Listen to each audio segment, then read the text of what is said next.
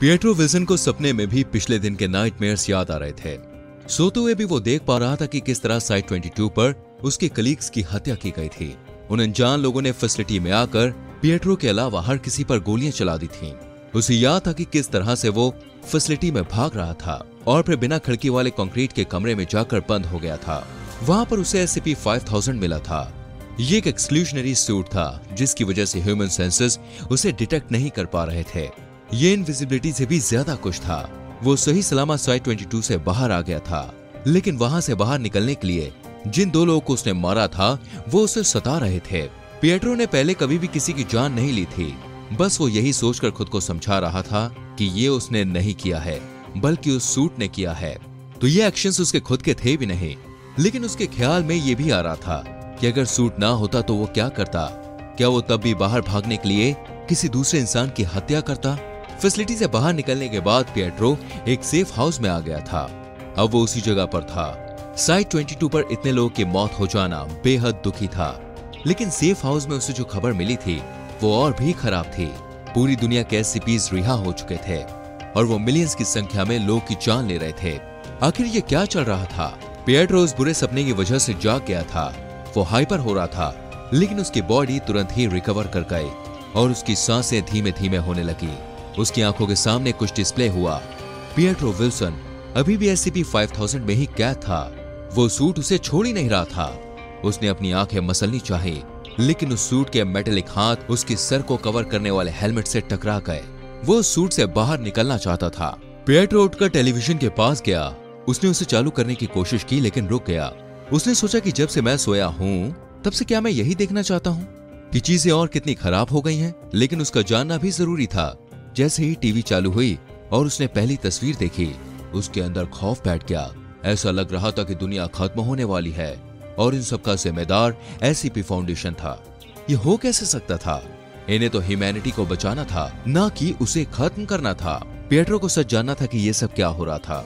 SCP-5000 में एक log entry function था। वो उसे सब कुछ रिकॉर्ड करने के लिए इस्तेमाल कर सकता था। अगर वो इसे जिंदा बाहर ना भी निकलता तो भी हो सकता था कि किसी दिन किसी को भी वो छूट मिले और उस इंसान को साथ में सारी जानकारी भी मिल जाए। उसकी पहली जर्नल एंट्री की तारीख थी 1 फरवरी 2020। पिएट्रो ने टेलीविजन पर होती हत्याओं को देखते हुए खुद के साथ हुए एक्सपीरियंस को भी समझने की कोशिश की। उसे पता था कि एक स्पेशल ऑपरेशन स्क्वाड ने साइट 22 पर मौजूद हर किसी को मार डाला था। उसे पता था कि SCPs कैसे छूट चुके थे। उसे पता था कि दुनिया खत्म होने वाली है, लेकिन क्यों? जब पिएट्रो इस बारे में सोच ही रहा था, तभी एक न्यूज़लेटर आया। तुम जो ये रिपोर्ट्स देख रहे हो, इसमें कई मॉन्स्टर्स दुनिया भर के शहरों को खत्म कर रहे हैं। ये सब SCP फाउंडेशन नाम की एक ऑर्गेनाइजेशन के रहस्यमय मैसेज से शुरू हुआ था। उनकी रूलिंग बॉडी, जिसे O5 काउंसिल कहा जाता है, उसने ये स्टेटमेंट रिलीज किया था। जिन लोगों को अभी तक हमारी एग्जिस्टेंस के बारे में पता नहीं है, उन्हें पता हो जाना चाहिए कि हम SCP फाउंडेशन नाम की ऑर्गेनाइजेशन है। अपने पुराने मिशन में हम अनोमलस ऑब्जेक्ट्स को पढ़ते और कंटेन करते थे। ये 100 सालों से भी ज्यादा समय के लिए हमारी ऑर्गेनाइजेशन का फोकस था, लेकिन कुछ अनकंट्रोलेबल सर्कमस्टेंसेस की वजह से ये डायरेक्टिव अब बदल गया। हमारा अगला मिशन पूरी ह्यूमन रेस को खत्म करना है। इसके आगे कोई कम्युनिकेशन नहीं होगा। उसे यकीन नहीं हुआ SCP फाउंडेशन ने ह्यूमन रेस पर यह वॉर डिक्लेयर किया था। यह हो कैसे सकता है? ऐसा क्या हो गया था कि O5 काउंसिल का मिशन इंसानों की रक्षा करने के बजाय इंसानों को खत्म करना हो गया था? क्या ऐसा हो सकता था कि किसी पावरफुल SCP ने काउंसिल के डिसीजन को इन्फ्लुएंस किया हो? पिएट्रो ने रेडियो चालू किया, टीवी चैनल्स बदले और पिछले 24 घंटे की सारी इंफॉर्मेशन के लिए इंटरनेट को खंगाल मारा। उसने पहली इमेज में देखा कि एक इंसान जैसा कोई जीव था, जिसके हाथों और पैरों की लंबाई दुगनी थी। 2 आंखें थी, एक मुंह था जिसके अंदर रेजर ब्लेड जितने नुकीले दांत दिख रहे थे। फाइल्स एक्सेस करने के बाद पिएट्रो को समझ आया कि ये SCP-096 था, जो तब तक शांत रहता था जब तक कोई इसका चेहरा ना देखे। इसके बाद ये चीखना चिल्लाना शुरू कर देता था और फिर जिसने भी उसका चेहरा देखा उसने उसे मार डाला। उसने तुरंत चैनल बदल दिया। फाइल में ये लिखा हुआ था कि अगर SCP-096 को स्क्रीन पर देख भी लिया जाए तो भी वो अपने व्यूवर को ढूंढ लेता है और सर से पैर तक उसके टुकड़े कर देता है। पर ऐसा कैसे हो सकता था? कई करोड़ लोगों ने उसे टीवी पर देखा होगा। उन सभी लोगों का क्या होगा? पिएट्रो का क्या होगा? अगले चैनल पर समंदर के बीचों बीच एक बहुत बड़े से जानवर का फुटेज था। ये था SCP-169, प्रीकैम्ब्रियन एरा का एक लेवाइथन। ये जीव लगभग 5000 किलोमीटर लंबा सा और समुद्र की सतह से बिल्कुल नीचे धीमे धीमे तैरता था। इसके बाद फुटेज पर अर्थक्वेक की वजह से सुनामी और तबाही दिखाई देने लगी। फाउंडेशन की वजह से जब SCP-169 की नींद टूटी तो इस विशाल जीव के मूवमेंट की वजह से प्राकृतिक आपदाएं आने लगी और दुनिया भर की कोस्टल कम्युनिटीज डिस्ट्रॉय होने लगी। एक दूसरे चैनल पर पिएट्रो ने देखा कि जर्मनी का चांसलर एक स्पीच दे रहा था जिसमें उन्होंने कहा कि जर्मनी SCP फाउंडेशन पर एक वॉर डिक्लेयर करने वाली है। कैमरे के पीछे से एक घंटी की आवाज आ रही थी। विक्टोरियन एरा के बटलर जैसे कपड़े पहने हुए एक आदमी एंटर हुआ और उसने चांसलर की डेस्क से एक पेन उठाया। वो चांसलर के पास गया और उसने पेन ऊपर हवा में फेंका। इसके बाद कैमरा बंद हो गया, लेकिन फीड खत्म होते होते गन शॉट्स और लोगों के चिल्लाने की आवाज आने लगी। न्यूज में यह भी बताया गया कि जब से SCP फाउंडेशन ने अपना मिशन बदला था तब से यही सेम बटलर बाकी वर्ल्ड लीडर्स के साथ भी इसी तरह के इवेंट्स कर रहा था। पिएट्रो ने सूट की फाइल्स में ढूंढने की कोशिश की ताकि उसे पता चल जाए कि आखिर क्या हो रहा था। उसे पता चला कि जरूर SCP-662 को कनेक्ट किया गया था। फिर न्यूयॉर्क और दिल्ली में एक अजीब तरह के स्किन की बीमारी फैल रही थी। इसका नाम था SCP-610, जिसकी वजह से होस्ट के शरीर पर रैशेस होने लगते थे। इसके बाद एक अच्छी खबर थी। ऐसा लग रहा था कि ग्लोबल अकल्ट कोलिशन और church of the broken God के कंबाइंड एफर्ट्स की वजह से इस आउटब्रेक को रोका जा सकेगा। और फिर एक बुरी खबर, SCP-682 को भी रिलीज कर दिया गया। इसका केवल एक ही मिशन था और वो था पूरी लाइफ को बर्बाद कर देना। इसे सभी जिंदा चीजों से नफरत थी, इसलिए ये O5 काउंसिल के नए मिशन के लिए एक परफेक्ट टूल था। पिएट्रो ने अफवाहें सुनी हुई थी कि ऐसे कई SCPs थे जो एक ही झटके में पूरी दुनिया को खत्म कर सकते थे, लेकिन फाउंडेशन ने ये रास्ता नहीं चुना था। क्या ये बाकी पूरे प्लेनेट को सही सलामत रखना चाहते थे? या SCP फाउंडेशन में कुछ ऐसे लोग थे जो नहीं चाहते थे कि O5 काउंसिल अपने मिशन को पूरा कर पाए? अभी पिएट्रो को केवल इतना ही पता था कि कुछ बहुत खतरनाक SCPs रिहा हो चुके हैं और वो तबाही मचा रहे थे। पिएट्रो को एक दूरी पर एक्सप्लोजन सुनाई दिया। वो थोड़ी दूर था, लेकिन वो नर्वस हो गया। लेकिन शायद उसे सेफ हाउस में ही रहना चाहिए था। सूट उसे सेफ और नरिश्ड रख रहा था और दुश्मन उसे पहचान भी नहीं सकते थे। कोई भी इंसान होता तो सेफली वहीं पर होता, लेकिन पिएट्रो को जवाब चाहिए था। उसे लग रहा था कि इन सभी चीजों को रिकॉर्ड करना उसकी जिम्मेदारी है।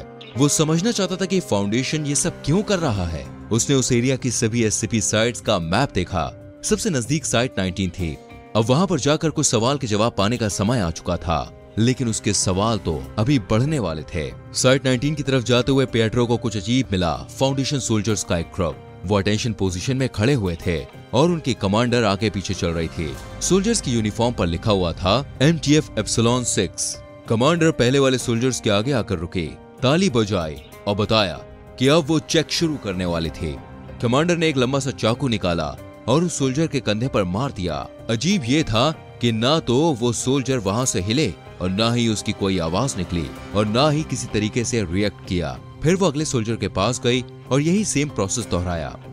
उन्होंने 8वें सोल्जर तक यही सेम चीज की, लेकिन इस बार जब कमांडर ने सोल्जर के कंधे पर चाकू मारा तो उसके मुंह से दर्द भरी चीख निकली। कमांडर चिल्लाए, जिंदा वाला मिल गया। पिएट्रो ने देखा कि सोल्जर्स ने अपनी गन्स उठाई और उस जिंदा वाले पर फायर करना शुरू कर दिया। कमांडर आखिरी वाले सोल्जर के पास गए और उसके भी कंधे पर चाकू मारा, पर कोई रिएक्शन नहीं मिला। फिर कमांडर बोली, ठीक है, सब क्लियर हो गया, अब यहाँ से चलते हैं। पिएट्रो ने उस ग्रुप के चले जाने तक का इंतजार किया और फिर वो जमीन पर पड़ी हुई उस लाश के पास गया।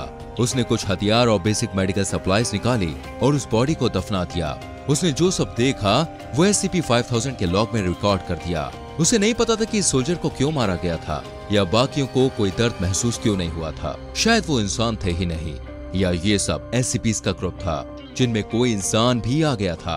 पिएट्रो को इन सब का कोई मतलब नहीं समझ आ रहा था। साइट 19 पर पहुंचने के बाद पिएट्रो को वहां पर सब कुछ गड़बड़ मिला।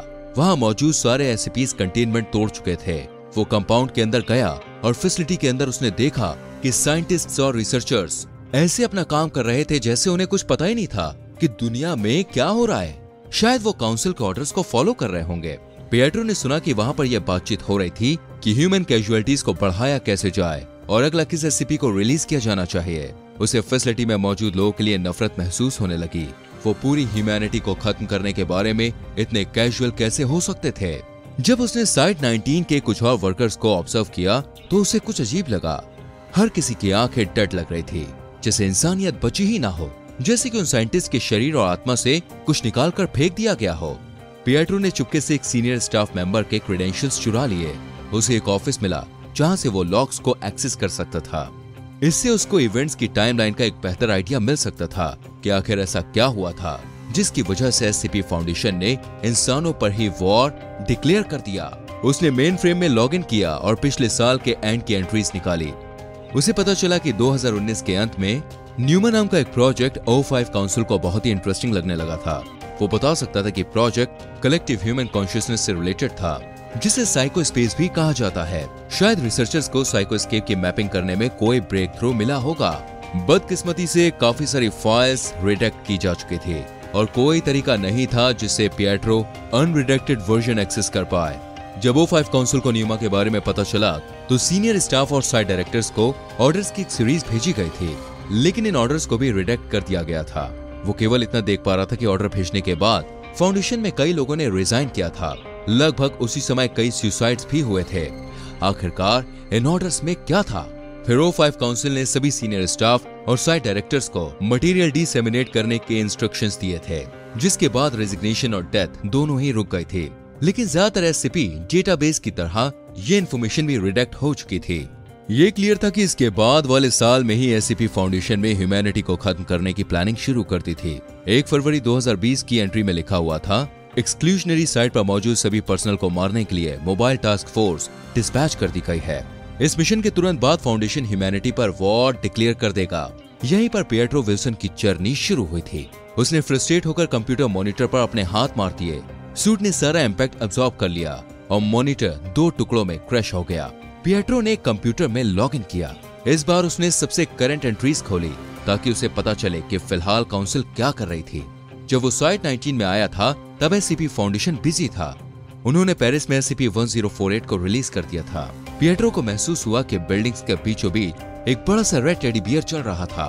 एससीपी फाउंडेशन उसे अपोज करने वाली सारी ऑर्गेनाइजेशंस पर काउंटर अटैक लॉन्च कर रहा था। उन्होंने ग्लोबल अकल्ट कोलिशन के बेस पर प्रोजेक्टाइल लॉन्च करने के लिए SCP-1290 को यूज किया। वो SCP-1440 को यूज करके लोगों का ब्रेन वॉश कर रहे थे और कन्विंस करने की कोशिश कर रहे थे कि उन्हें एक युद्ध करने की जरूरत है। इससे काफी तबाही मच गई थी। लोग इधर उधर भागने लगे थे, कई तो भगदड़ में ही मारे गए। पिएट्रो को ये काफी दुखद लगा कि इतना काइंड दिखने वाला एक बूढ़ा व्यक्ति इतनी तबाही मचा सकता था। साइट 19 से बाहर जाने से पहले वो जो रिकॉर्ड कर सकता था वो सब उसने कर लिया था। SCP-5000 की वजह से अभी भी उसे रिडेक्ट नहीं किया जा सकता था, लेकिन उसे लगातार महसूस हो रहा था कि स्टाफ के लोग बार बार उसकी तरफ देख रहे थे। जब पिएट्रो साइट 19 से बाहर आया तो कई बिल्डिंग के जलने की वजह से आसमान बिल्कुल नारंगी पड़ चुका था। उसे और ज्यादा जवाब जानने की जरूरत है। उसे ये वजह पता लगानी थी कि SCP फाउंडेशन पूरी ह्यूमैनिटी को खत्म क्यों करना चाहता था। उसे काफी कुछ पता चल चुका था और वो श्योर था कि अगर वो केवल एक साइट तक पहुंच जाए तो उसे फाउंडेशन के मोटिव के बारे में पता चल जाएगा और शायद वो उन्हें रोक पाए। उसने एक कदम और आगे बढ़ाया, लेकिन तब तक सब कुछ एकदम डार्क पड़ चुका था। वो सूट उसके शरीर के आसपास बहुत टाइट होने लगा था, जिसकी वजह से उसके ब्रेन तक जाने वाला ब्लड फ्लो धीमा पड़ गया। उसकी नजर धुंधलाने लगी और आखिरकार उसे कुछ नहीं दिख रहा था। वो चल भी नहीं पा रहा था। पिएट्रो जब उठा तो उसने खुद को कंट्री में किसी जगह पड़ा पाया। वो 3 महीने पहले साइट 19 पर गया था और उसे तब से कुछ भी याद नहीं था।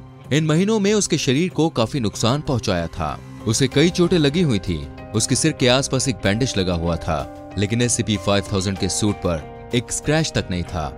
सबसे अजीब तो वो ब्रीफकेस था जो पिएट्रो के हाथ में था और उसे महसूस हो रहा था कि उसे जल्द से जल्द इसे SCP-579 के पास डिलीवर कर देना चाहिए।